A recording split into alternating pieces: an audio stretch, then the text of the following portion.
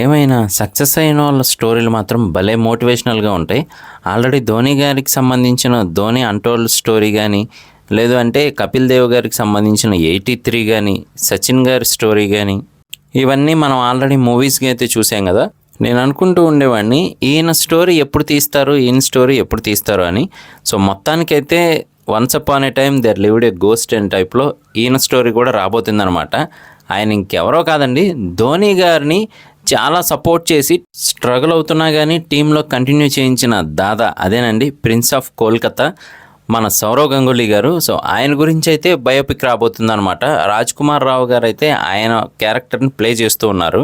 ఇప్పటి యూత్కి అంతగా తెలియకపోవచ్చు, నిజానికి విరాట్ కోహ్లీ గారు కానీ లేదా యువరాజ్ సింగ్ గారు కానీ వాళ్ళని యాటిట్యూడ్ అనుకుంటూ ఉంటారు, కానీ ఒకప్పుడు అసలైన యాటిట్యూడ్ అంటే ఇది అనేలా చూపించేవారనమాట.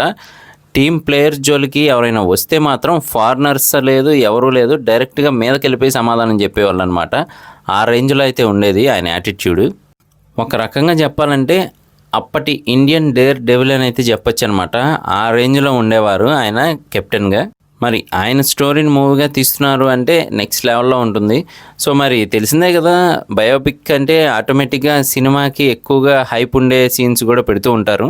అలాగే అప్పట్లో ఒక రూమర్ కూడా ఉండేదన్నమాట. ఏంటి అంటే హీరోయిన్ నగ్మా గారు అలాగే సౌరవ్ గంగూలీ గారు డేటింగ్లో ఉన్నారు, లవ్లో ఉన్నారు అని ఇలా అయితే రూమర్స్ వచ్చాయి.